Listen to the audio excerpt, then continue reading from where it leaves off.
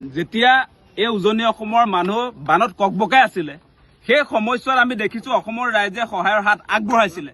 স্বতঃস্ফূৰ্তভাৱে আপোনাৰ ইনফ্লুৱেঞ্চাৰ বিলাক আহিছিলে ইউটিউবাৰ বিলাক আহিছে অসমৰ ৰাইজে স্বতঃস্ফূৰ্তভাৱে আগবাঢ়ি আহি বিপদত থকা মানুহক উদ্ধাৰ কৰিছিলে আৰু সেই সময়ত হিমন্ত বিশ্ব শৰ্মা শুই আছিলে মিছা কথা কৈ লাভ নাই তেওঁ ফিল্ডত নাছিলে সেই সময়ত আমি আছো আৰু তেওঁ এতিয়া কবলৈ আহিছে যে যিসকলে বিপদৰ সময়ত ককবকাই থকা মানুহক উদ্ধাৰ কৰিছিলে সহায়ৰ হাত আগবঢ়াইছিলে সেই মানুহবিলাকৰ এগেইনষ্টত তেওঁ বুলি এতিয়া একশ্যন ল'ব তেওঁ পুলিচৰ ভাবুকি দিবলৈ আহিছে পুলিচ লগোৱাৰ ভাবুকি দিব লাগে আহিছে আজি CID লগোৱাৰ তেওঁ ভাবুকি দিবলৈ আহিছে লাজ নালাগেনে যিটো সময়ত আপোনাৰ অসমৰ বিপদগ্ৰস্ত মানুহক আজি আপোনাৰ নেপালী খুটি আজি আপোনাৰ বিহুবৰ গোটেই মানে আপোনাৰ শিৱসাগৰ নাজিৰা যিমান মানুহ আচলতে পানীত ডুবি আছিলে এই প্ৰলয়ংকাৰী বানত যেনেকুৱাকে হাহাকাৰ এটা পৰিস্থিতিৰ মাজত মানুহবিলাক জীয়াই থাকিবলগীয়া হৈছিলে সেই সময়ছোৱাত আপোনাৰ দেৱদূত হৈ অসমৰ ৰাইজে আগবাঢ়ি আহিছে আৰু সেই মানুহৰ ওচৰত আজি মুখ্যমন্ত্ৰী হিমন্ত বিশ্ব শৰ্মাই সেই মানুহৰ ওচৰত তেওঁ আচলতে ক্ষমা নিবিচাৰি সেই মানুহবিলাকক ধন্যবাদ নিদি তেওঁ ওলোটাই সেই মানুহবিলাকক জগৰীয়া কৰিবলৈ আহিছে সেই মানুহবিলাকৰ বিৰুদ্ধে এতিয়া পুলিচৰ ভয় দেখুৱাবলৈ আহিছে সেই কথা আমি কোনো কাৰণতে গ্ৰহণ কৰিব নোৱাৰো মুখ্যমন্ত্ৰী ডাঙৰীয়া আপুনি কি মানে কোন ফালৰ পৰা কোনটো এংগুলৰ পৰা এই মানুহবিলাকৰ এগেইনষ্টত আচলতে আপোনাৰ ব্যৱস্থা লোৱাৰ কথা কৈছে আপোনাৰ মগজুটো ঠিক আছে নে নাই সঁচাই কৈছো কথাটো আপোনাৰ মগজুটো ঠিক আছে নে নাই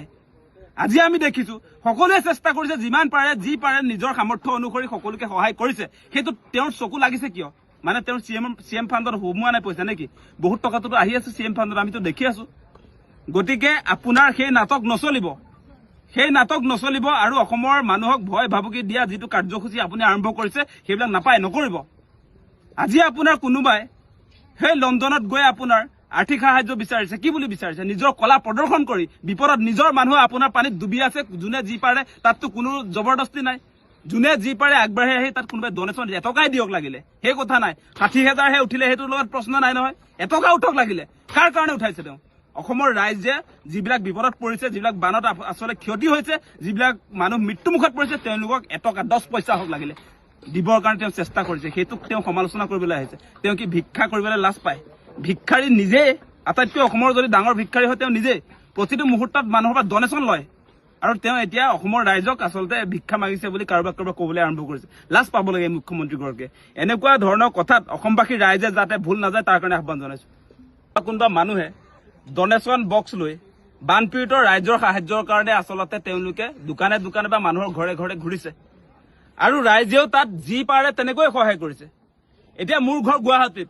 মোৰ গাঁৱৰ মানুহে 50 টকা 20 টকা 10 টকা দিব বিচাৰিছে এই ৰাইজৰ কাৰণে বানপীড়িত ৰাইজৰ কাৰণে সেই 20 টকা যে দিব গুৱাহাটীৰ মানুহজনে সেই 20 টকাটো দিবৰ কাৰণে তেওঁৰ সামৰ্থ্যটো আছে তেওঁ এই শিৱসাগৰলৈ আহি এই নেপালী খুটিলৈ আহিবৰ কাৰণে তেওঁৰ আচলতে 1200 টকাটো নাই তেওঁৰ 20 টকাটো আছে কিন্তু তেনেকে তেওঁলোকে এই বানপীড়িত ৰাইজক উদ্ধাৰ কৰা যিটো আমাৰ কাৰ্যসূচী যিটো অভিযান মানুহে মানুহৰ বাবে যিটো অভিযান তাত সহায়ৰ হাত আগবঢ়াইছে নিজে আৰু তাত অংশীদাৰ হৈছে আৰু সেই কথাটো মুখ্যমন্ত্ৰীয়ে আচলতে আপোনাৰ বেয়া পাইছে এইটো কি সেই মানুহজন ঠিকে আছে না সেই প্ৰশ্নটোহে মই সুধি আছো বাৰম্বাৰ যে সঁচাকে মুখ্যমন্ত্ৰী হিমন্ত বিশ্ব শৰ্মাৰ মগজু বিকৃতি ঘটিছে নে কি সেই প্ৰশ্নটো আমি সুধিছো সেইটোতো বেয়া কথা নহয় তাততো কোনো আপোনাৰ ভয় ভাবুকি দি পইচা কালেকশ্যন নকৰে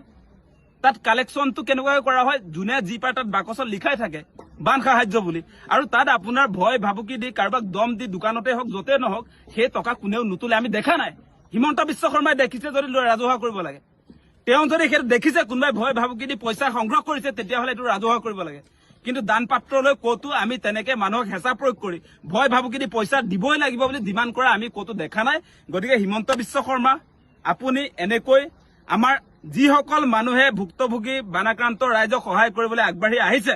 ডনেশ্যন বিচাৰিছে তেওঁলোকে পুঁজি সংগ্ৰহ কৰিছে সেই মানুহবিলাকক আপুনি এগেইনষ্ট কৰি যি ধৰণৰ মন্তব্য আগবঢ়াইছে সেইটো কোনো কাৰণতে আমি সমৰ্থন নকৰো আৰু আপুনি যিমান ভয় ভাবুকি দিলেও সেই যিটো কাৰ্যসূচী সেই কাৰ্যসূচী ৰাইজক চলাই থাকিবলৈ কৈছো মানে হিমন্ত বিশ্ব শৰ্মা হিটলাৰী কায়দাৰে অসমখনক যেনেকে পৰিচালনা কৰিব তেনেকে আমি পৰিচালিত হ'ম সেইটো নহয় সেইটো হ'ব নোৱাৰে গণতন্ত্ৰত স্বতন্ত্ৰতা আছে ৰাইজৰ ব্যক্তি স্বাধীনতা আছে তাত কোনোবা এজনে যদি কিবা তাত আপোনাৰ ক্ৰাইম কৰিছে সেইটো বেলেগ কথা কিন্তু আমি দেখিছো যে আজি আপোনাৰ জুবিনদাৰ পত্নী জুবিনে আগতে কৰিছিলে তেওঁ নিজে আগবাঢ়ি আহি বিপদগ্ৰস্ত আপোনাৰ ৰাইজৰ সহায়ৰ হাত আগবঢ়াবৰ কাৰণে তেওঁলোকেও ডনেশ্যন বাকচত আপোনাৰ পইচা সংগ্ৰহ কৰিছে তাৰ মানে কি তেওঁ পইচা মাৰিবৰ কাৰণে সংগ্ৰহ কৰিছে নেকি বানপীড়িতক সহায় কৰিবৰ কাৰণে আগবাঢ়ি আহিছে গতিকে মুখ্যমন্ত্ৰী ডাঙৰীয়া এনেকৈ কোনো কাৰণতে আপুনি ৰাইজৰ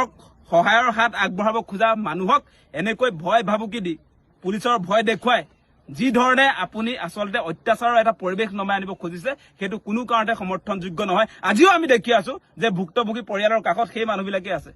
আজিও যিবিলাকে ঘৰ বনাই আছে সেইবিলাক কোন চৰকাৰ নেকি? চৰকাৰৰ মানুহে ইয়াত ঘৰ বনাই আছে নে আপোনাৰ পাব্লিকে বনাই আছে? ৰাইজে বিপদৰ সময়ত আছিলে, এতিয়াও আছে, কিন্তু কোনো কাৰণতে এই মানুহবিলাককে তেওঁ যি ধৰণে আপোনাৰ বৰ্তমান সময়ত ব্যৱহাৰ কৰিছে সেইটো কোনো কাৰণতে উচিত নহয়। মুখ্যমন্ত্ৰী হলে তেওঁ যি টি ক'ব সেইটো কেতিয়াও সমৰ্থন কৰিব নোৱাৰি। সেই প্ৰশ্নবিলাক আমি উত্থাপন কৰিছো।